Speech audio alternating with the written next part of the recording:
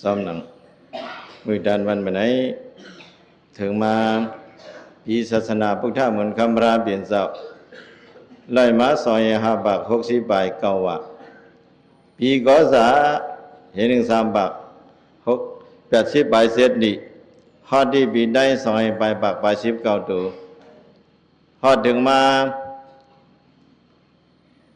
เดือน10 ลาบไหนเข้าเปลี่ยนมืออันดันวันอันดีปีอันจะเข้าเปลี่ยนเดือนก็หลีวันก็จะแต่ว่าไหนแหละจากนั้นมีเศษโดนคู่เสียเจ้าเยซูหลวงเฮาเจ้าเสียสุขำเฮามีตังสาลีเมตตากรุณามุทิตาอุเบกขายามาสุตราเตรียมทนเห็นแหละเลยมาปิดผุยบางตราอุมนธรรมห่มสาจีวิหารการจองหลวงเฮาเสียงเมืองใหญ่ไหนก็มีตังสมเสอเอากุงเอามุนปีติเนสักอำสุดอำเสียงไรยามพังมาเดียวตีเอาโหคอตราอันห้องสื่อว่าคือเห็นแหละมาฮอเนมาลัดเนมาหมอกเนปันตะกายิงใจเข่งนายเสาคนเดียวเขาดังหมดดังสิก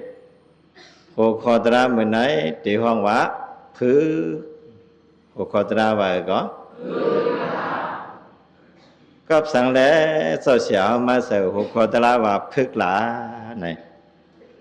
ก็เปิดว่าเจเมื่อวันตีมายาวในนั้นสาวเฮาเขาในก็ใครหมอฮอตลาตีคือหมอมาเนาะไหนวนกว่าวนมาวนขึ้นวนลงแล้วก็เอาเขาไปถอมเจ้าเสียเขาไปถอมเจ้าเสียเขาหมอกหลัดคอสอนปันปริกษาไหนและโจมเสือถอมสัมป้อมอิ่มตะกาวเขาวันเนาะเจจิมตราเนี่ยคึบลึกลำกำพีนาในใจเจ้าเก่าเป้ใครหมอพึกฮอตราเนาะเก่าเป้ใครหมอฮอตราเนาะเนี่ยนะตะกาวเขาเผื่อมาด้วยในเช่นหมายหำปะฮะ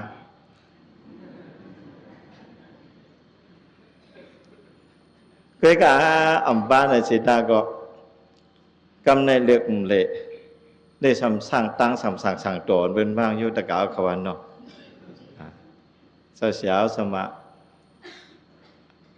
ทำป่องตะกามาว่าแค่เสียวเขาบันตรายคำส่องที่เปลี่ยนไล่เจ้าสมาคืออัมพัดว่าเปลี่ยน5ในก็ไปว่าอ่ำนะจ๊ะที่ว่าอ่ำเป็นในซ้ำเป็นมุนเจ้าเหมือนเปื้อนอยู่ที่ว่าหมอซ้ำเป็นก้นเหมือนเปื้อนอยู่เป็นหิกะยาวป้ามาด้วยตะกาตั้งนำตั้งหลายเนี่ยเขาซ้ำเพราะมืดเพยอันเก่ามืดเนี่ยมีปลาหลางแวะอย่างละห้ามืดปลาหลางละไหนก็เปว่าห้ามันนั่งกูดาสีเนื้อปลาหลางในพระวันศีลก็เหมือนห้ามมืดกันหนาวปลาหลังนี่แหละนั่นนะคำไหนป้าไหนก็ฮอก็ฮอเลยเนาะคำไหนบอกมาตะกาวก็สังฮอพิษก็คว้างว่างปันละเป็นเจ้าอันพึกฮอในวัดเจ้าฮอคอตราว่าพึกในวัดตะกาวเขานะพึกไล่พึกอุดาเสได้พึกมาละลายละไหนเขาเกิดเป็นก้นมนเป็นห่างอยู่สังในโลกาในปณิสิงเขาเลยพึกในเสียเมื่อเขาเสียซากเกิดดอกต้องเมมาไล่พึกอีสังหลาไหนเมื่อนั่นเป็นพึกบันเขาก็สำเร็จขึ้นพึกจอมแทงไล่พึกห้องไห้เมื่อเกิดออกมาในดีได้ไห้ลองใจตะกาเขาไห้เอาแง่นะไห้พึกนั่นก็เลยพึกไห้มาก็เป็นนะเขาเลยพึกมาเจ็บเรียกได้ไหน หมอให้นะใครไรก็ให้ใครกินก็ให้ใครนอนก็ให้ใครไรก็ให้ไรมาก็ให้ไรมาก็ให้ก็เพิ่งมาเจ็บเนี่ยเพิ่งหายว่ะกำไรgiờ má thằng in sao mà phức phầm bạc nó cạo không phức phầm nè phức phầm thằng in mà phức can mà cắm đấy cạo phức can thằng in mà phức là phức chút mới chung mà là mẹ hao khảo chênh này bạn á anh này chạy hao chênh vậyเจียงไม่ได้บอกว่าจุ๊บนะกำไรพึกเจียงอะกำไรพึกไปกำไรสมาคือตอมนะนะตอมลงก่อนเรื่อยๆกำไรเนี่ยพึกไปนะอีสังก่อนในเมืองโกนหลงเนี่ยมันเดินเดี๋ยวไรพึกอยู่ดาเสเอาสังเหกึกกับซับเหพึกหลานเนี่ยเอาสัตว์ที่ตราเหกึกกับซับเหพึกนะจะได้พึกกูเมียวพึกกว่าพึกไปพึกไอพึกหลัดแต่กเอาเขาจะได้พึกเมื่อหนังตะกเอาเขาไม่ย่อยจีดังมาดังเสียงได้พึกไปนะก็ได้ไปโยมยี่โยมยามยงยี่ยงยางต้องการได้ส่งมันห่างดิย่อจีอันกับปึ๊กว่านี่ได้ไปผีเงาเนาะเดี๋ยวได้มาพึกไปว่าพึกไปอันนั้นก็ยุกยาวยางยาวดำยาเข้ากับเนริยาบกสีบานะจุกกว่านั่งนอนจะกล่าวเขาพึกจุกพึกไปพึกนั่งจะกล่าวเขานั่งนั่นก็ลาลีนั่งนิ่งลงกับกุฏิมได้ลงจะกล่าวเขาป้อมมันนั่งมันสั่งถูกจะได้นั่งให้มันสั่งถูกให้มันดีตัวนะนั่นก็จะได้พึกว่าจะกล่าวเขาพึกกว่าพึกไปพึกนั่งนะพึกไอวะไอ้นั่นก็เลยพึกกระเกาเขาจงสู้ไอ้ว่าหมอไอ้บ้านไหนได้ปันอันเดรดีเปิ้ลเนี่ยเปิ้ลอีหยังเฮาว่าหมอไอ้เนี่ยนั่นก็เลยพึกว่าบ่ที่ไอ้ในหมู่เข้าเนี่ยเขาอย่าไปไอ้กว่าซื่อๆเปิ้ลอีหยังเฮาตีพึกขลาไม่ริมออกด้านนอกเห็นไหนกระเกาเขาต้องใจมันก็เนี่ยใจไอ้กว่าซื่อๆเนี่ยน้ำลายพ่งกับปนาเบิ่นเพราะเนี่ยดองห่างดิไอ้ก็เลยพึกหนอไอ้ก็หลุดพึกว่าเนี่ยนะพึกไอ้พึกลาดเนี่ยก็หลุดพึกว่าตะกาวเขามังเมียวไหนเข้ามาหับศีลหับธรรมเขาการเฮ็ดเป็นในข้ามาบารมียันหลังหอดดอเฮือนเนี่ยไว้การสนการเฮือนการเยการขนการเมการเฮือนการเยอุกษาปิเสแหละมาจังมากรรมมันนับมายำพรานตราสังขะเหตุการณ์นี้กุศลอยู่ในวันไหนจึงพึกลาดนะครับได้ลีลาต้องกรรมได้วะนะจะได้มีสติกึกกับจะไว้อยู่ในตัวในใจเขาตัดเสียบะจะวันในปังตราในก็มือเลยก็ย่อมือเลยก็อย่าจะได้หมอพึกลาดวะนะหมอพึกลาดกับหมอนั่นลาดป้อมผู้ดีป่องที่เปียวมันนะเหมือนเจ้าหนังว่าชิงเป็นร้อนยาเขาสำตึกอุบกันอยู่เขาสำนึกลาต่อกันอยู่เพราะฉะนั้นเนี่ยบอกว่าสติเขาดูดดีเลยพึกเป็นบนนอนรับเย็นซ้อๆมั้งเป็นรับไปเอาเป็นน้อเนี่ยเอาตราอยู่แต่ด่าเขาสำกลุ่มหม้อกลุ่มอุบกันได้น่าอำเปียนยาวหลุดพึกเอาหลุดพึกเอา เด็กก็เลือกก็หลุดน้อยเองเนี่ยสักก็ลาดในกตัวอะไรพื้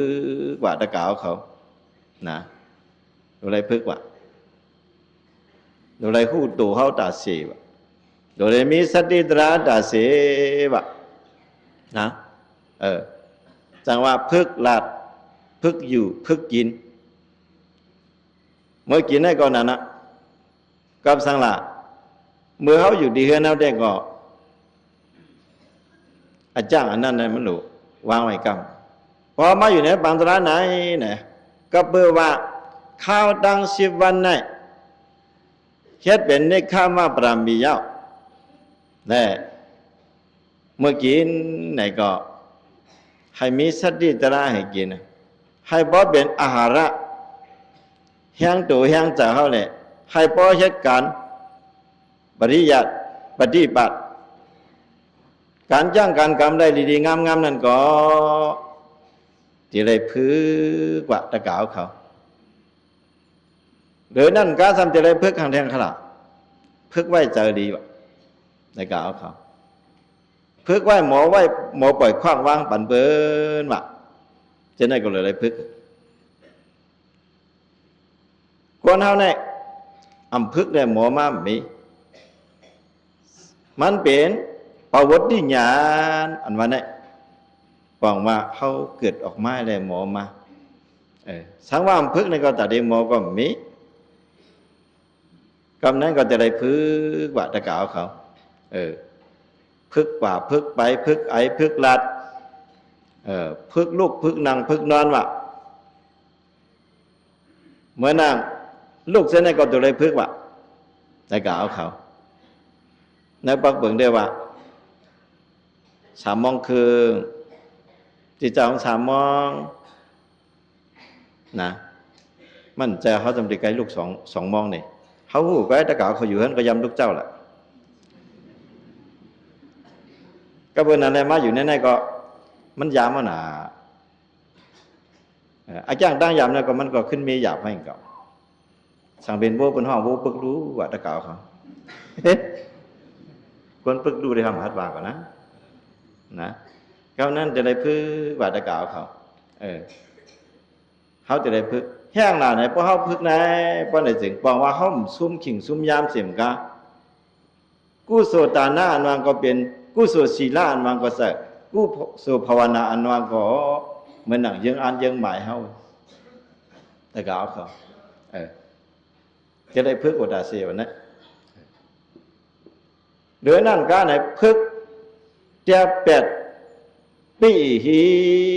บะพึกเดียเป็ดดอสาวะพึกเดียเป็ดโมหะมานะในสมมาพึกในตะกาวเขาพอพึกแล้วหมอเนี่ยมันมีพอพึกพอเห็นในตื่นหมอพอเห็นในตื่นเปลี่ยนยาวอ่ะตะกาวเขานะพอห้ามเดียเป็ดแห้งล่ะเพราะไหนสิใส่เขาในกลุ่มจับห้อยอันนั้นจับห้อยอันไหนเพราะไหนจึงใจเขาเนี่ยมันโจอะไรบอกอำโจอะไรบอกแล้วก็เอาเขาใจค่อยใจติดนะอุทิศะเจอพวกเจอผีเจอหลีเจอเล่าพอถึงกูดีเจ้านั้นเพราะไหนจึงจะได้พึกให้ใจเขาหนีมั้งนะให้ใจเขาหนีมั้งนั่งหืออำนิ่มให้ป้อนหนีมานั่นจะได้พึกได้กล่าวเขานะก็เป็นอันไหนปี้ฮีอันมาไหนก็อันไหนเอาให้เขาท่องเที่ยวปั่นกว่าปั่นมาหูขึ้นหูลงนะคงรอก้าเห็นแหละเปลี่ยนยิ่งเปลี่ยนใจเปลี่ยนชิงเปลี่ยนนายสัมป้อมเจ้าอะไรป๊อก็ปี้ฮีเนี่ยปี้ฮีตามใบยอก็ดุขอปี้ฮีเนี่ยดุขาอ่ำใจสุขาแล้วก็เอาเขาปีที่เนี่ยเอาเขาหยาบเอาเขาไม่เอาเขาใส่ติดใส่จับบุตรสิปองว่าเขาวันเหมือนในประวัตินั้นเขาติดเห็นแหละจังมาลายปังตระเนี่ยสังว่ามันติดปีที่ไหนมาลายนะมาลาย แห้งมาอะไรขนาดหลานข้าก็หลุเอ็นก็แมวเก่าข้างก็ต้องเป็นไอ้อ่อยเขาหมอยมู้อันเจอมีแมวหมาก็เจอใจจับหมาก็เอาหมาก็เอาเป็นไอ้อ่อยมู้ว่ามีเก่ากูมันเป็นมีอีสังก็พี่ที่ก็มีตีนันติทยาวใจอ้ำใจตะกาเขาโดยต้อนหนังหนอร้องพระเป็นเจ้าเฮาเนี่ยมันเจ้าด่าเด็กาดอดพักเนี่ยเข้าเทินกว่าเนี่ยมันเจ้าดังกวังอยู่แยบเบิดตะกาเขาว่านะมันกวังเสียคือหลาป้อนไอ้จริงจวนล้วนเมืองกวนจึกสาวเกี่ยวเหลียวนั้นพิเดดึดนั้นยานที่นอแล้วก็ฉันป่านเมืองปังตั้งสาธุอำจันมีผู้เสียกายเก่าเจ้าเป็นหัวสาวล่างสวยพระมวยกังตัวปันหมูเหี่ยวหืนขึ้นในปอดักใบยาวหน้าว่ากาตะไหลมึนเทิงโดยเมืองยังกวางลอมสังยังโมโยสิงวันยังไม่มีสังมาเดดันยออันลองคลาตั้งมาตึดๆสกโยเหนียวมันคือดอดอแต่กล่าวเขาเตกาเนี่ยอ๋อนางยโสธระความดังอย่าหู้หลานนี่เลยเมื่อยะโดยเป็นลูกหัวสาวเนาะตั้งจังอ่ำต้นมีเสกายะเก่าแต่กล่าวเขาจะเป็นหัวสาวล้างซวยนะอ่ำต้นพิษกันอ่ำต้นมอกันอ่ำต้นเทงกันในบอกแต่ดีกว่านี่ยาเพราะการเปลี่ยนอย่างนี้มันจะได้ว่าอะไรก็เบอร์ปรามิดเตรียมตันมันจะเปี้ยตัวเปี้ยใจเต้ๆบ่าเมื่อนางฮาวาเสดกาดูไหนเจ็บพิษกันได้หลายปอกจีใจลำต่อกันได้หลายปอกสองนับไรหือเพราะการเจ็บผัดกันได้หยาบสองหยาบวิ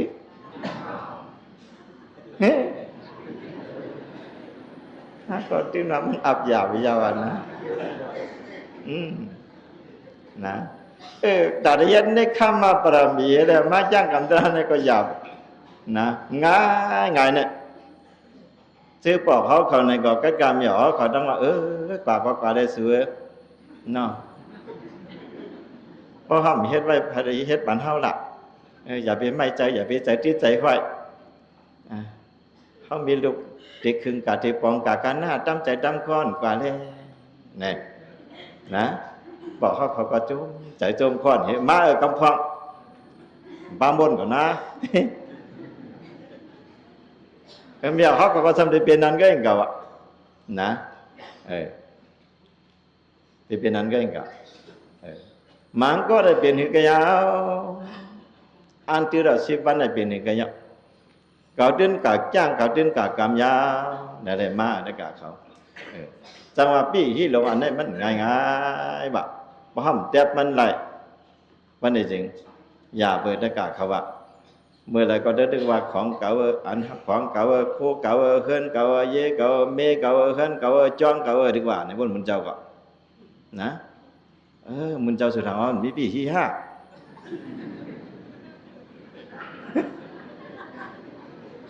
มาลาดีเปิดมันจะน้ำใหญ่เปิดไหมเฮ็ดสังลาเนี่ยเขาต้องเป็นผู้ดูเสียนเขาได้เป็นผู้ดูเสียนองค์ผู้ดูเสียนตะกะเขาผู้ดูเสียนนั้นมันได้ใส่ผู้ดูเสียนมันได้พอห้ามทิ้งเนี่ยเจ้าสั่งมาทิ้งเอาไอ้สั่งทิ้งน่ะเอาสติตระให้ทิ้งเพราะน่ะปีเหี่ยวน่ะต้องขาดเป็นกรรมเหมือนตะกะเขาเพราะว่าเด็ๆมันไหนตะกะเขาอันกันไม่การดิกุศลการดิตระเนี่ยบ่ได้ถึงบอกว่าก็ซ้ายอาสานียิงอาสานีก็ซ้ายหาฐานยิงหาฐานอันกันมาพึกเนี่ยตะกะเขาเพราะงั้นพึกในโซข้าวดังสิบันก็ห้าเนี่ยมันจะเมื่อหอดหอเผาเฮือนมันจีเผาตั้งมันก็เดียวรู้ไรพึกกูดาเสวะเนี่ยพึกจ้างพึกกรรมพึกอยู่พึกเศร้าเจ้าเนี่ยจะได้พึกกูดาเสวะอย่าไปว่าออกบางตราชิบันกรรมเนี่ยเดสสักหะเอาไว้ยาวะ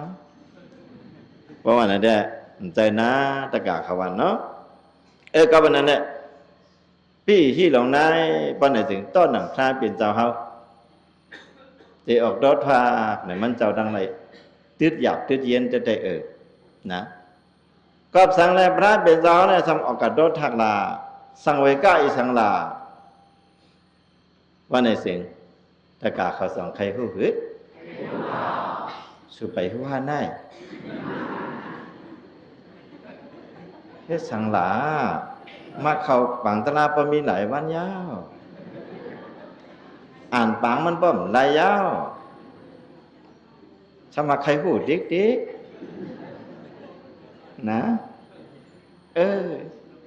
ก็เปิดพระเป็นเจ้าเฮาเนี่ย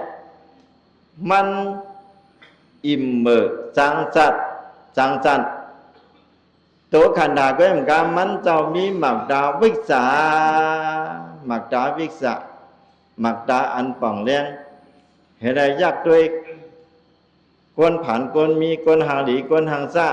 กวนทุกข้ากวนเท่ากวนเปลี่ยนกวนตายมันเจ้าได้เอาหมักดาสักคุวิกษาหมักดาญาเนตัวเนี่ยเพราะมันเจ้าตัวเนี่ยมันเจ้าอะไรดีซันสังเวชกาวะมักดาว่าสารกาซ้ำใจจังนั้นปดด้วยซ้ำเป็นปีที่นี่มักดาเพิ่มจังไหน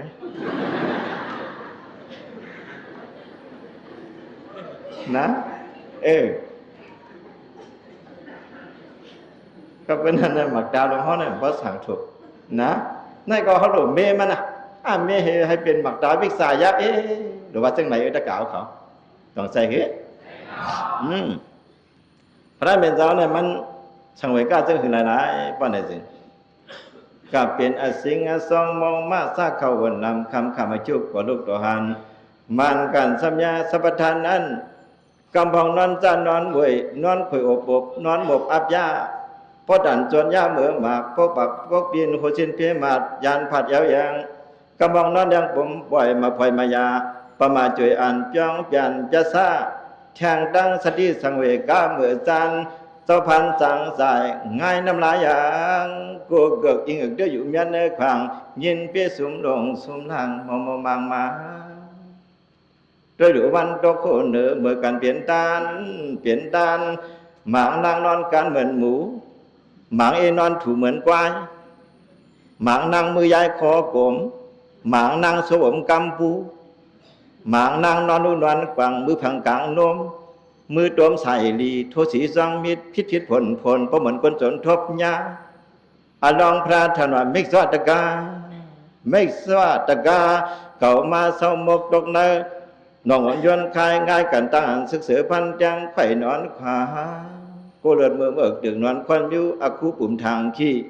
เกี่ยวผ่ามือเจ้ามาห่มต้มหน้าเก่าในเมื่อเดียเมื่อว่าลืมตื่นพื้นเคียงไม่มีห่มผืนผ้าอยากด้วยลูกวันเจ้าปอลายังไปมีน้ำสุกนาเก่ายองเก่ามาดิพระเป็นเจ้าอยากด้วยได้เป็นได้สังเวยก้าหลวงเขาในสัมขยันใส่เนี่ยมันหือไรล่ะ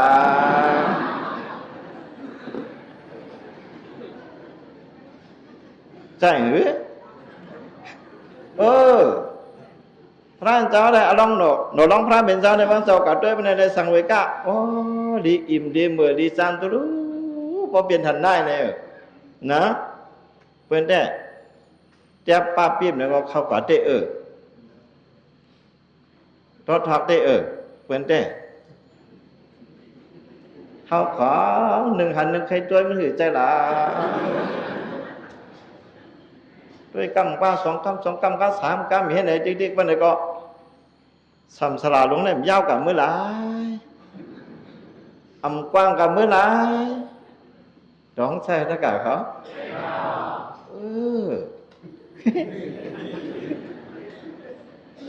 นะนั่นอ่ะพระเป็นเจ้าได้อิ่มมือจังจ้านนะไหนวะเหมือนหนังอย่างนั้นอ่ะเหมือนหนังกองยุกยักษ์หลงปุ๋ยยุกยักษ์หลงนะมาตะกาเอาเขาว่านะพอมาด้วยเต้บ้านไหนสิง เขาเอาตาหยันเห็นแหละเอาวิสาหยันเห็นแหละตัวป้อนได้ถึงน้าโตขันธาลงเฮาในป้อนได้ถึงเป็นตุ่มตูตุ่มนาวตุ่มเหม็น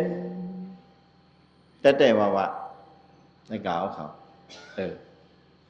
เวกาเขาในตั้งตึกเปลี่ยนเจ้าเมียงมนเขียวอยู่อำไปใจเจ้าพึ่งอำหมอพึ่งอันหอมกว่าเกียกอันเมนดิกๆอ่ะก็อย่างหลาก็เพื่อว่าปรมีเขาไปนำและมันกึ่งกลางตืดหลายเมื่อในวันในปีในเดือนในไหนแต่เพราะว่าเขามาหาความตาหน้าปรมีศีลาปรมีเนาะนิคขมาปรมีว่าเขาขวามือเนี่ยเขามาหาจู้หาขวามือเพราะว่าเขาจู้เขาความในมันนำยาในอันเลินใจว่าเขาเนี่ยมันหมดตืดหลายมันหมดป่วยหลายมันหมดว่างหลายว่าแต่กล่าวเขานะเหมือนอย่างย้อนเจียเขาดังมาดังสิ่งก็ตอนนั้นนะซื้อไปหมอตราดีๆนั่นเพราะไหนได้เฮ็ดหือก็กะยาเปิ้นเฮ็ดก็เฮาเฮ็ดเปลี่ยนเก็ดไว้สาวหานะแต่มันแดเฮาจะได้เฮ็ดได้เฮาจะได้พึกด้วยตราด้วยที่ละขณะด้วยที่โดคันธาลงในแต่ก็เอาเขาซิกหูต่อไปดินในอมิติลีมันสิมอยู่นะเฮาจะได้ยักด้วยกว่ากะละป้อไหนสิเหมือนดังหนังว่าศาสตร์ที่เปลี่ยนมาอ่ะศาลาเท่ามาหิวมายันมาแต่ก็เอาเขาเชียวก็วางก้างก็ดุหัวก็หอกยังก็คัดหัวเขาก็คัดเตี๋ยลูกก็หยาบเตี๋ยนางก็หยาบเตี๋ยนอนก็หยาบอำไรหับไรบ้านนักอยู่ในวันไหนถึงเป็นขันธาเนี่ยลองแซนตะกาเขาอำไรหับขันไหนอำไรป้ามามีอะไรมีดีตัวเขาในกำเดียวจังว่าป้อไข่หันตราในด้วยตัวหาจังแจ้งว่ายากด้วยในตัวขันธาเนี่ยเป็นจุ่มตู่ดุมดาวหลงก้าวตั้งปึกมันดีเอาอีสังอิดก็ให้กาปรมีเขาไปเตรียมไปดันวันเขาไปถึงแหละเขาได้ก็ตึกใครนะตึกมืดมากหักมันในกาเขาวะนะก็วันนั้นจะได้ด้วยว่าเนี่ยตะกาวเขาด้วยดีตัวเขาอ๋อกันในก็หิวมาอ๋อกันในก็ยันมาอ๋อกันในก็เคียงมากันในก็ออกเฮ็บมามั้งตาเขาก็โมมาอ๋อหูเขาก็นักมานะเปลี่ยนมาสานมาเน็ดมาคัดมามวยมาหลังมาแกนมาสีมาต่ำมามันลุกกระเลิมมามันเปลี่ยนกระเลิมมาล่ะเปลี่ยนในตัวขันธาในกรรมสุยาอำว่ากวนผ่านกวนมีมากวนปีกวนหยอมอำว่าห้างดีห้างซะซื้ออะไรเปลี่ยนเพราะว่าอ่อนมาเพราะไหนก็ตื่นยากูก็ตื่นทบกูโกนยาวจะกล่าวเขานะทบยากูโกนก็ไปเจ้าหนังนั้นแหละเขาไล่ทบมาแหละเขาถูกหลีในตนาจะกล่าวเขาเมื่อนางเขามาเหตุการณ์ตนาไหนพอเขาหมดด้วยไหนอุทิศาใจเขานั่นมันหมดกวาดพอถึงกุฏิกูดังเลยอันเอายามเฮ็ดมาการดีก็ย่อการให้ก็ย่ออันโลในมันกว่าถึงอุตินั้นตั้งนำตั้งหลายก้วยการหรือเลยเอามาใส่ไว้ในตัวขึ้นนะป้อมใจเจ้านั้นในมังป้องมังอะไรเนี่ย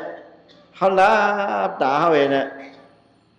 ลืมตัวลืมห่างมีสติตระมันก็ในนังตระลืมแปดเหก็สั่นไว้กำให้น้ำตาตกมกด่ายำ ทำหูที่ป่องที่เปียวมันอันนั่นป้อนไหนจึงมาควักเปิ้นก็เลยว่าคนหนังตราเนี่ยมันหย่องว่านะตีเต้อำใจตราหยองเป็นคนหย่องนะก็เบอร์มันหมอเหตุการณ์ตรายก็เบอร์มันมีสติสมาธิมันนิ่มตะกาเขานะ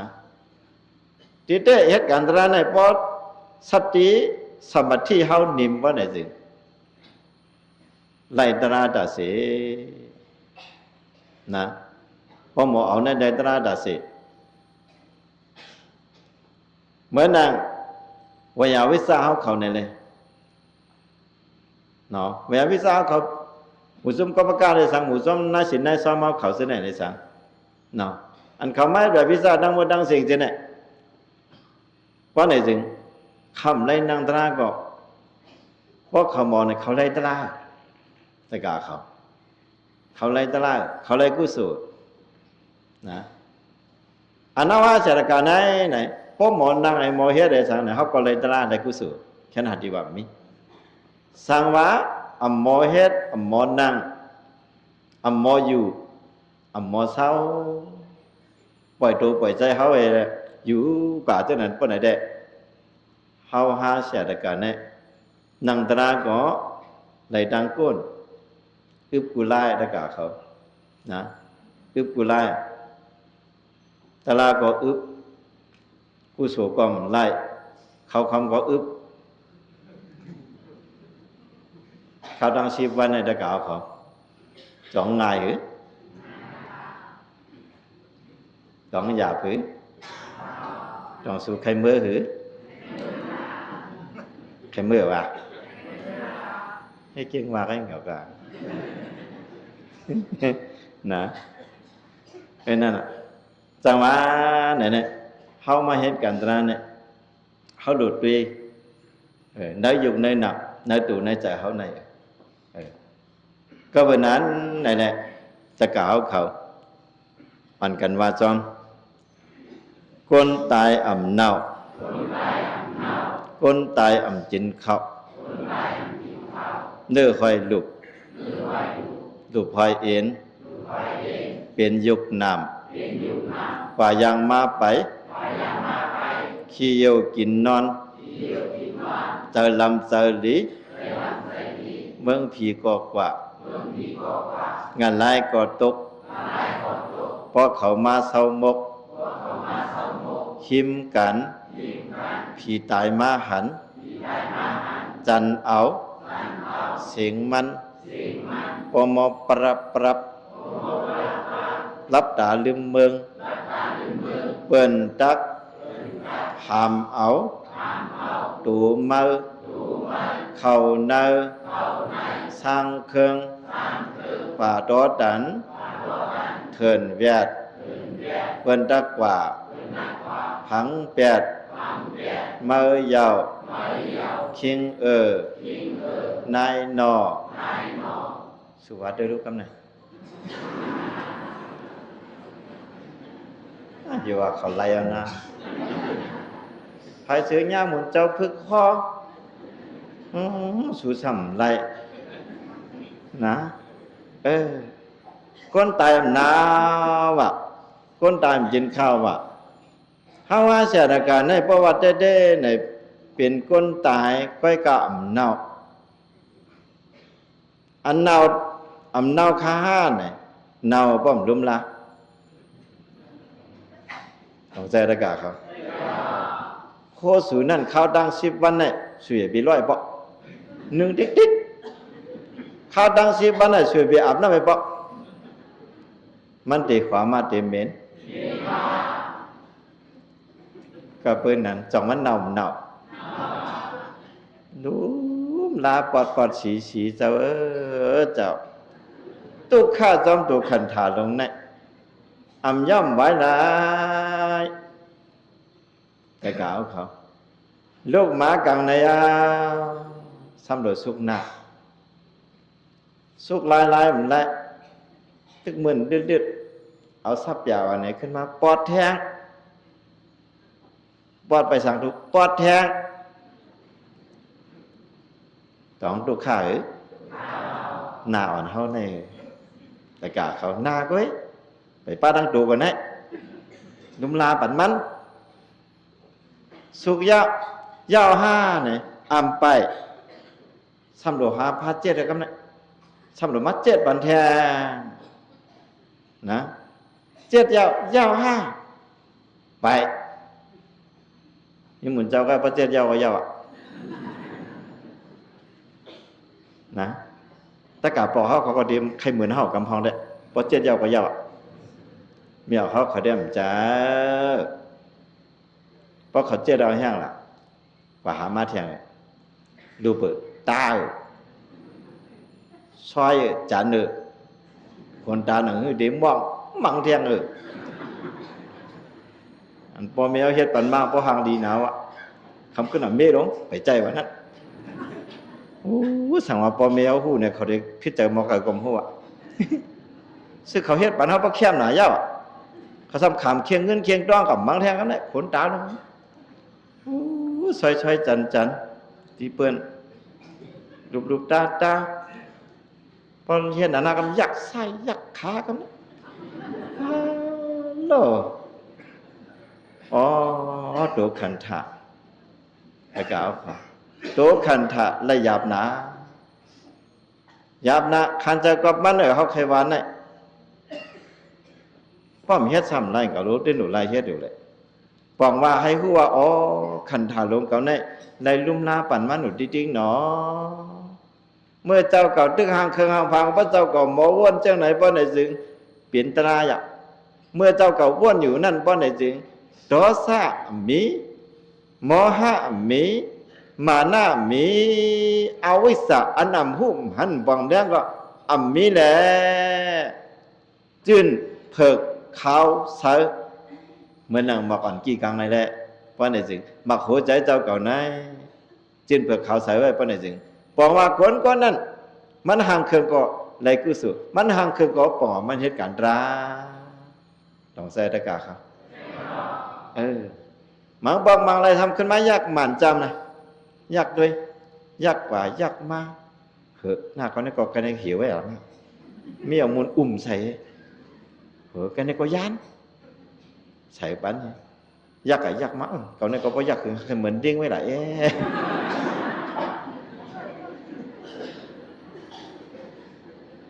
ตั้งลิงเลยตั้งตัวคิงก่อนนะเปลืองห่างกันตรงนั้นพระเจ้ากับวันนี้โอ้โหปนัญใจเจ้ากับน้องกัดจินอ๋อพอเปลี่ยนเจนในล้อก้าลงเนี่ยอันห่างลีมันนั่นมีลงหน้าเนี่ยเมื่อนั่นในกรณีตรายาวอ่ะจงใส่ว่าหมอวันเจนไหนป้าไหนสิไล่เปลี่ยนอย่างละป้าไหนสิไล่เปลี่ยนกว่ามาหน้าตะกาเขาเปลี่ยนมาหน้าอะไรเขาในห่างดีหรือใจเขาในได้มีพระคิดเขานะเล่าปีใจผมเชื่อเขาไล่เจียมเงินเจียมคำเจียมตังห่างดีเนาะcả hiếm bên gồm hàng lý mà tư chấp tiến xuân xuống đang tóc như vậy alo ở thôn hoài nóc sợ thế mà này chơi hầm hụt ra sầm mặc tràn hốc kia đuôi cắm nè giả ba tí bài xong khai dụ chấm trúc kha thiêng có khai dụ chấm có trúc kha thiêng không đồngใจhứaเขาอยู่จำมันไม่อยู่จำเขาไม่ได้ก็ใจจับใจเปลี่ยนใจไฟใจตีเท่าหนากินก็มันนอนก็รับก็ใจจับมารู้เพราะใจจับมาเพียงจับมาเพียงยกกับจับมาเพียงถึงนั่นไว้เขาบอกกันนั่นนะอ๋อตัวขันถาลงมันทุกวันว่าไหนได้ก็ใจเขาช้ำสายยาใจเขากัดเย็นยาวจังใจจังหวะเนื้อไฟดุไฟเองก้นตายอ่ำเน่าก้นตายอ่ำกินข้าวเขาเนี่ยเป็นคนตายก็กลับไปเนาะคนตายซ้ำกินข้าวหวานตะกาวเขาคนตายกินข้าวสุพรรณหรือว่าเพราะตายซ้ำต้องแห่นปันหือแห่นตีเจ้ามุนเจ้าหลอนไม่ต้องแห่นเลยเนาะมือเสียวหลอนมันเขาลืมแห่นปองไว้ตะกาวมาปองทัวนะ อาโลเฮียนใครเฮียนใครเฮียนเนี่ยวะอ้ำจังไอ้ก็ใครเฮียนน่ะเนาะเฮียนน่ะไปช่องตัวก็กลับมากินมาช่วงเก่าสังว่ามาเตบันได้พันไปนี่คำได้ตะกาวเขาเนาะแต่ว่าก้นตายมันกินข้าวว่ะตัวขันดาลงเขาในบ้านในจึงเนื้อในมาหอยหลุบเขาว่ะเนื้อในหอยกระหล่หลุบในสมาหอยเอ็นเขาไว้ว่ะต้องใจต้องตัดต้องแจกป้อนยุคเตะตะกาเขาเนื้อหอยหลุบหอยเอ็นเปลี่ยนยุคนามยุคเปลี่ยนโตนามเปลี่ยนใจเปลี่ยนตัวใจพอความใจเขาเปลี่ยนยุคนามพอมีตัวใจเขาก็กว่าย่างมาไปพึกกว่าพึกไปมายาวลองใจกว่าย่างมาไปเคี้ยวกินนอนกำไข่ขี้เหกำไข่เยี่ยวเหกำไข่กินเหกำไข่นอนเหสองมันยาวมองพอเปิดต่อยลงกับต้องไปลงกับก้าวฮึกไว้สมบอกใครออกนอกแท้พอเปิดต่อยคืนกำลังเน็ตออกนอกแท้เราหยาบจำตัวขันถาลงนะโอ้ง่ายนะง่ายกอบสังหลักกอบเขาใครไล่ใครออกบนรอดก็กะไรหยาบอ่ะหยาบได้ไรมาแล้วมันมีสังในเมืองกลแล้วก็เขาว่าเนาะเคี้ยวกินนอนว่ะใจลำใจลีมันบอกใจลำแล้วก็เขาว่าพอห้ามหมอไว้ใจบ้านไหนจึงมานั่งย่อกี่เอากระดังมาดังเสียงเสียนายเสียปูเสียป้าเสียลุงเสียก็เสียกนมานั่งคิดที่นั่งห้องได้พึกผักนึกหนักมันพ่อหมดร้องกับว่าเจ้านายเด็กเช่นที่เป็นพ่อเฮ็ดปันหมายมันหนูเยาวะอันดูมันเป็นเมียนรวมเก่าก็สั่งเป็นไก่จ้องในเก่าคือผีมันเอานะใจล้ำที่เต้ได้พอดีใจล้ำหนังก่อนก็ยาวเลยเปิดผู้ก็เขาผู้เห็นเลยใจอ่ะในโลกาเนี่ยคนดังนำดังหลายเนี่ยเจ้าได้กากได้เหมาะต่อยกันนั้นวางมันมีแต่กเอาเขานะมันต่อยกันเนี่ยก็กลับเปลี่ยนหือมากก็อย่าเปลี่ยนหือมากก็อย่าเขาจะเลยมีศิลนาเนี่ยคว้างวางปล่อยลดปลดปั่นมันเห็นเลยซึ่งมันผู้รู้ซึ่งได้เปิ้นเป็นก้นหยองมาพิษเขาเกิดพิษก้นหยองเขาหยองแทงก็จ้าเเปิ้นว่าผู้หนังดาดันหันดาหมดเจอเด้แล้วก็เขาว่าเนาะข้อมผู้ใดดีมันหยาบสำที่ตองที่หลานน้ำบ่นได้จองได้เขาเจ้าบ่มฮัดมันนังกำปพิษดินนังในตะกาคำดินหลาก็ใจลำตัวเก่าคำว่างก็ว่าใจลำในใจของผู้นำเขาเอาละห้ามฮัดมันนังถ้ากลุ่มตองดินนังนั่นน่ะมันอย่างไรเนี่ยจังหวะใจลำอ่ะก้อยกะเพราะว่าเขาใจลำเนี่ยมันรีว่าตะกาเขาก้นใจลำเนี่ยก้นตกอะไรวะนะเพราะใจลำเนี่ยตกอะไรวะก้นหางหลีเย็นเป็นก้นหางจ้าเมื่อตัวสาวออกดิ้นเล่าอ่ะตะกาเขาเพราะใครหางหลีเนี่ยอย่าไปออกตัวสะเพราะใครหางจ้ากำใจลำเนี่ยนะเพราะใจลำเนี่ยเมื่อถึงหลับไปไหนหน้าเลี้ยงตาเลี้ยงมินหูมันกดเลี้ยงเลยตะกาเขาเป็นใจลำเพราะใจลำหนึ่งนายตกอะไรหนึ่งนายใจลำฮามาเนตตกฮามาเนตใจลำตั้งวันตกตั้งวันใจลำตั้งขึ้นตกตั้งขึ้นต้องใจตะกาเขาเพราะใจลำเขาเจอปีก็เขาเจียวปุ่นอะไรนั่นนะ เพราะแต่ลำนั้นกินก่อมหวานนอนก่อมรับตะกาวเขาก่อมต้องไม่นะว่าจะลำปีมันจะหากินกับนั้นนะจะหากินกับนั้นจังหวะใจลำใจหลีเมืองผีก็กว่าแบบพอเขาใจหลีแน่กว่าเมืองผีเมืองผีว่านั้นมีดีใจเขาตะกาวเขานะกวนขึ้นเดือนก็ยาวกวนจุ่มเดือนก็ยาวเพราะไหนจึงเขามีใจดีให้แล้วอำพิษหมอกันปีก็น้ำมองน้องก็น้ำงอนาเฮินก็หมอเพราะไหนจึงหมอหักกันหมออยู่จ้อมกันหมอลัดต่อกันหมอปล่อยขว้างวางปันกันหมอสิเกเฮดากันมีสังก็แม่งกันกินมีสังก็ใจเทียมกันเมื่อพิษกันหมอกันนี้นวดก็หมอปล่อยขว้างวางปันกันไว้ในอกหมอหัวใจเขาไอ้บอกพังไว้ไอ้บอกว่าไหนเขาเลยขึ้นเมืองผีบาดตะกาวเขาเหมือนหนังตะกาวเขามาเหตุการณ์ตราไหนต้องสู้ใจลำต้องสู้จ่อต้องเปียวหือที่เกียงเปียวก็ค่ะเนาะวันนั้นก่อนเนี่ยบอกว่าเขาเลยขึ้นเมืองผีบาดใจเขาในนิ่มดีกัดเย็นดีนั่นน่ะจังหวะเจอลำเจอหลีเมืองผีก็กว่างานหลายก็ดกพอเขามาสมวิมกันผีตายมาหันจะเอาเสียงมันประมอประรับด่านเมืองเปิ่นตะขามาตัวมาเขาเนื้อสร้างเครื่องป่าดอดันเถินยัดเปิ่นตะกว่าพังเบียดมาเยาคิงนายนอนะจังหวะผีตายก็มาเฮาฮาก็ยะสระเต้นสระอ้างสระมาสระวนให้กุนไปหมาบอกก็เป้งก็หมาบอกก็ตายกว่ามันตายลืมมาทำนะกำพองเนี่ยกะยอมมันฮีก็มันดาอันนั้นใครกินก็ปันกินนี่ละ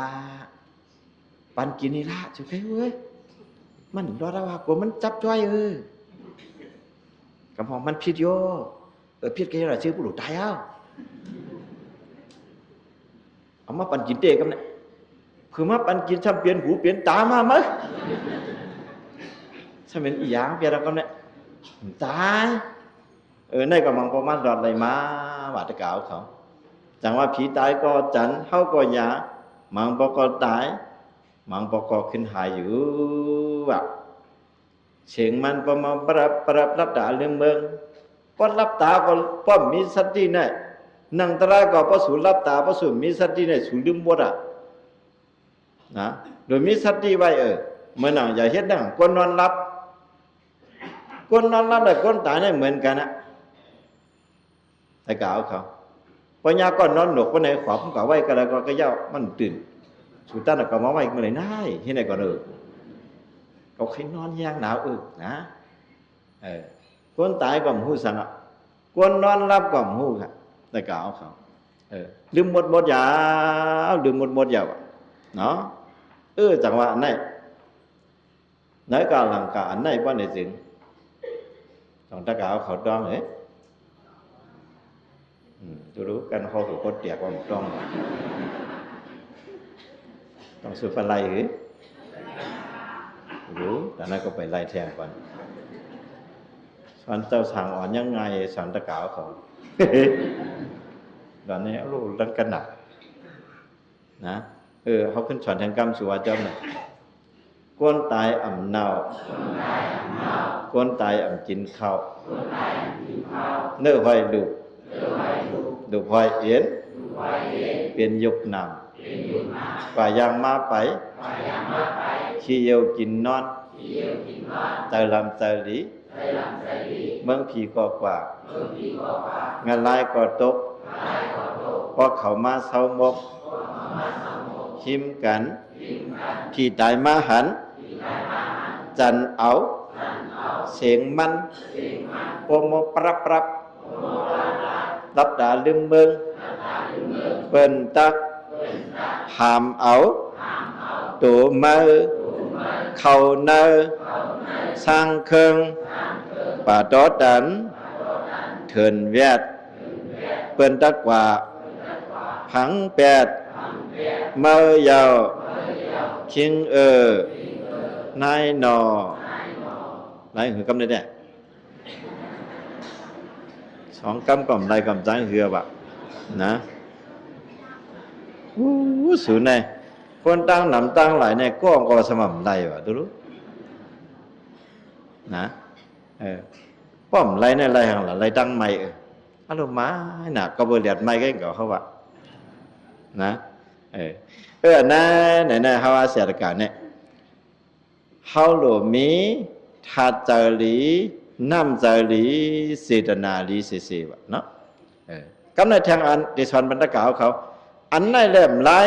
บ่ไหนเนี่ยเขาเดือดตื้อปังตะละ10 วันกาเตียว20 วันสูเนียต้องไว้ละนะปังตะละเขาว่า10 วันเนี่ยนะเนาะเขาเพราะว่าไรอันไหนบ่ไหนจริงตัวทาง10 วันเอาได้เป็นไรนะพึกเอากันเนาะเมื่อไงหัวคอตราฟังว่าพึกไหนรู้นี่ก็ขึ้นมาจนเขาจะก็ใกล้ๆเอาเขาใกล้ๆเอาลาตัดสีนี่ก็นะข้าไปสั่งไรกว่าหาไว้อ่ำปามือซื้อหลายโป่งสาข้าไปสั่งไรกว่าหาไว้อ่ำปามือซื้อหลายโป่งสาข้าไปสั่งไรกว่าหาไว้อ่ำปามือซื้อหลายโป่งสาว่าได้รู้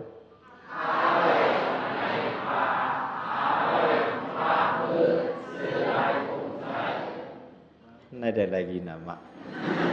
เขากูเป็นตู้เทียง10 วันเนี่ยเนี่ยอ่อนกันห้องเนี่ยอ่อนกันไรกันในเด็กนะข้าไปสั่งอะไรกว่าในโลกาในบ้านในสิ่งอันนั้นข้าไปได้มี2 မျိုးပဲอันนี้ป้าจอมเขากว่ากุศลอากุศลอย่างก็เหมือนเจ้าหนังเขาเป็นก้นเมื่อก้นเรื่องก้นให้ก้นจำก้นอ่ำดีงาม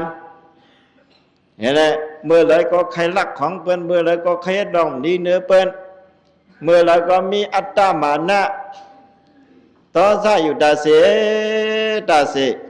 เพราะไหนก็ในอันหนึ่งที่ป้าก็ซ้ำห้าได้กล่าวเขาก็เป็นนั้นการอ่ำดีในเพราะเขาตีเฮ็ดเพราะได้ถึงเอาสัตว์ที่ตราเห็นเลยอย่าไปเฮ็ดว่ะเดี๋ยวเขาดังมาดังสิ่งหันปกเงินปกคำบรรทุกอุปนาเฮาป้าในจึงจองสุดที่เอาเพราะเปิ่นหันลุก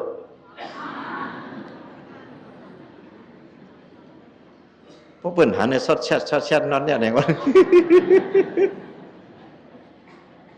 เพราะเปิ่นหันเนี่ยเอาอาจจะเสียเฮาในโลกนะเกิดกับพอมีสติตราเนี่ยได้ดิ้นเอายามันใจของกาเปิ้นได้ซื้อหลายหมอกาขืนน้อเจ้ามันได้ฮักหมอกาขืนน้อเขาก็เป็นก้นเจ้าศีลเจ้าธรรมเย้าน้ออำเฮ็ดยาอำเอายามืออันเจ้าเก่านั้นอังกะยี่บ่ยื้อลงกว่านะยื้อลงกว่ากำได้ถึงตีคู่ดราม่ายาวปะเนี่ยจึง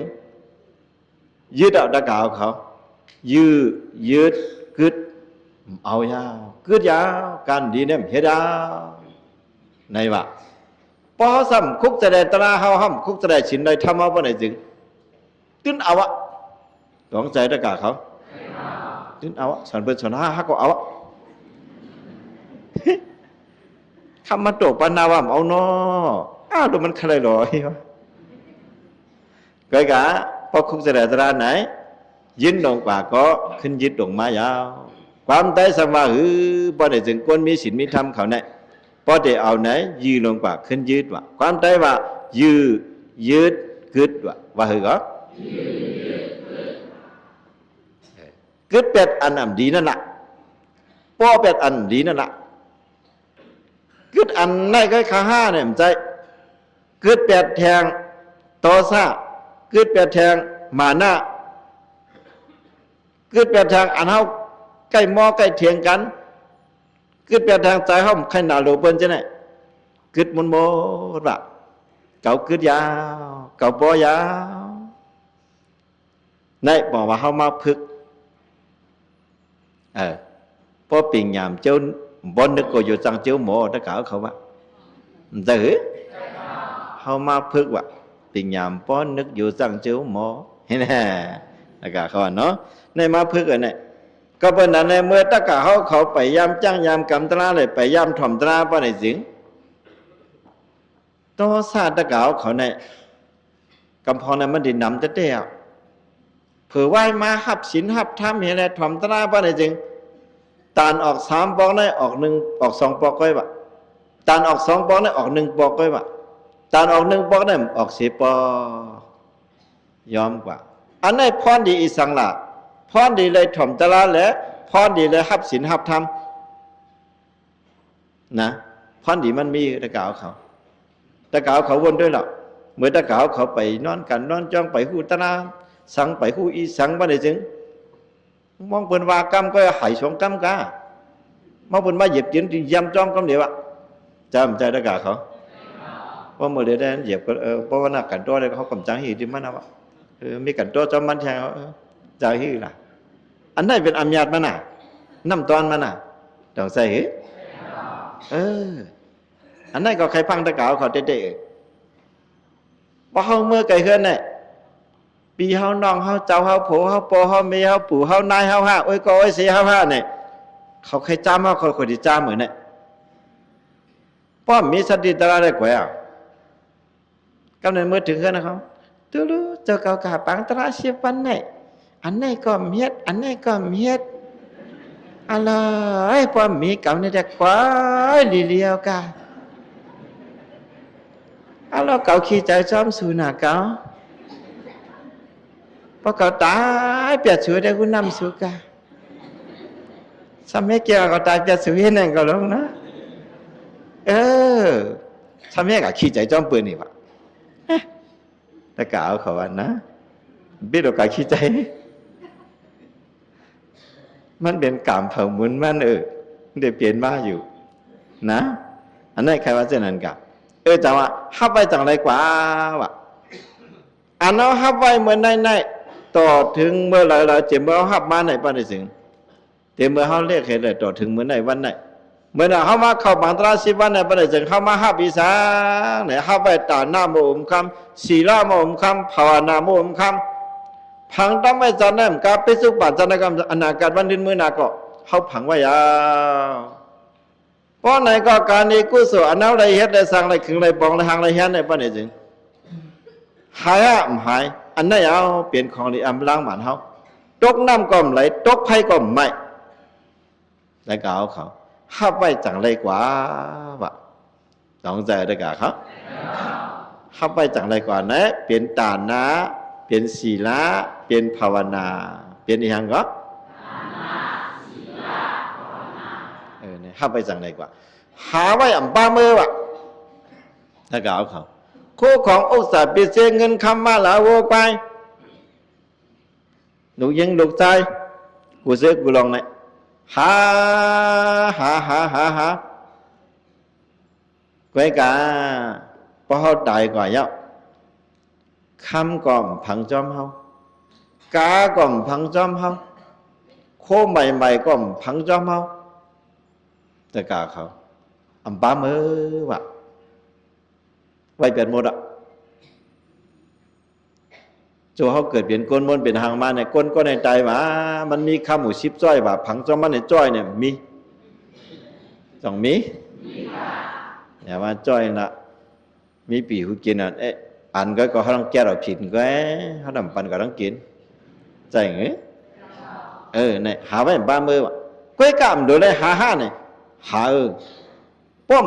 หาซ้ำเดียวแล้วก็เลยกินหล่าซ้ำเดียวก็เลยหลูหลาก้อยกาเอาตั้งสติตรายหาป้อมหมอหาในได้กู้สู่กู้ข้าย้ำได้กู้ขิงนะเมื่อนั้นตะกาวเขาตึกข้างยันอบโคลุแต่เด็กขายในเสียงนี่แหละเขาว่านะตึกแค่ดุ นะชำมาวัวนะครับเนี่ยอ๋อหาขายหาเฮ็ดหาสร้างก้อยกะหาก่อมป้าเมืองก็รู้นะก้อยกะพ่อกำหาก็สำเดียวก็เลยรู้ละดอไอ้เจ้าก็มาวนไตรกู้โสก็ไล่ใส่ก็เต็มเงินก็ไล่กู้โสก็ไล่มันตาดีเฮ็ดหือไหนมันแจ้ตะกะเขาไล่กู้โสอ่ะป้อหมอเฮ็ดกว่าเฮ็ดให้เฮ็ดหน้าก็เลียกว่าก้ากะคายกะใครเข้าเส้นเข้าซอยก็มีอยู่ในบ้านก็เลียป้อหมอเนี่ยไล่ตราไล่กู้โสอยู่ดาเซวะตะกะเขานะหาไว้อับบาเมื่อวะก้อยกะหลูหาอยู่หาก็หลูหากินก็หลูกินนึ่งก็หลูนึ่งรู้ก็หลูอ่ะแต่เบทีแต่กล่าวเขาแห้งล่ะเนี่ยโคใหม่ๆพอเขาตายกว่ายาวเนี่ยมันอะไรกว่าจุ่มไว้ก้อยกะเมื่อตัวรีบเรียนคนนึ่งแต่กล่าวเขานึ่งซึ่งนึ่งได้ละมันเป็นซ้ำเสียงก็ระดับคาเฟ่เนี่ยโอ้คนในบ้านกูเป็นกวางหรือบ้านพี่บ้านน้องก็อย่างที่ว่านะนึกใครกินนั่นก็กินนะถ้าเก่าเขาเพราะตายมาไม่กินอ่ะผมเหมือนเมื่อไกลนี่นะไม่กินอ่ะกินอ่ะให้เป็นอาหารให้เป็นทาเท้านะใครเปียวก็เปียวเลยถ้าเก่าเขานะเหมือนจะเขาเฮ็ดปล่อยเฮ็ดลำเนาะปล่อยหรือปล่อยดันกาจอมกองจอมมองใครกาก็กาเลยกำหองก็เท่ามาที่กากาจอมเป็นก็ที่ไอ้เป็นก็มั่นก็มากำใครฮันเอสป้อมใครก็อย่าไปด้วยหรอป้อมการนั้นจ่องมามัดด้วยก็เลยมันว่าหรอมันใครเปี่ยวแล้วมันใครเปี่ยวเลยปันมันเปี่ยวเลยเพราะมันตายตรงนี้เลยเปี่ยวผมสื่อใจอะไรกันเขามันแกมีở เจ้าไหนมังก็อะไรจ่ายเท่ามันน่ะจ่ายเท่ามันนั่นเขาขันหันว่าขันหันนั่นเขาไปจำใจมันตัวก่อนกลางกับใจมันตัวหรอใจจะเพียว่าว่ะตะเก๋าเขาแกย่าอะไรเป็นใครเปียวน่ะเขาก็อ๋อหมอเปียวเต่งกันนอนก็ใช่หรอเนาะใครเปียวก็รู้หมอเปียวได้กะเขารู้หมอเปียวพอเขาใจเขาเปียวรู้เขาเปียวในก็อันรู้ในเขานั้นเท่านานเปลี่ยนนานตายไอ้กะเขาพอนานตายเขาได้เหตุการณ์กุศลน้ำนั่นน่ะไอ้กะเขาว่าเหมือนนางสุกาเขามาเสด็จการได้เพราะในสิ่งก็เพื่อว่ากรรมเขาดีมุนเขาเมียดและโดนคู่สารเจ้าเกสุหลวงเขาสั่งมาปืดผุยบังตราปันเฮาเพราะว่าเต้มันเพราะไหนจึงอันนั้นตั้งในหลวงชุดจูพี่ไพ่วะก้อยกำจะพี่ไพ่ยังชุดมาจูตั้งอันนั้นห้ามเพราะห้ามหมอเอาก็ห้ามได้อุ่นแล้วก็เอาเขาห้ามได้อุ่นอกอุ่นใจเขาก็เป็นนั้นเนี่ยห้ามหมอเอาเพราะไพ่หมอเอาก็ได้อุ่นอกอุ่นใจเลยไม่ดังคู่นะเลยไม่ดังคู่ก็เป็นนั่นแหละตะกาวเขาหาไว้อย่างปาเบอร์ว่ะเสื้อลายโปร่งใจว่ะจังหวัดโจเฮารีบดีเปลี่ยนคนตึกมีเสียนชายใจอยู่ห้างไผ่ห้างมันได้คนเฮิรนเดียวกันก็ดีพี่น้องๆกันก็ดีก็เสกันก็ดีจุ่มเดียวกันก็ดีอันนั้น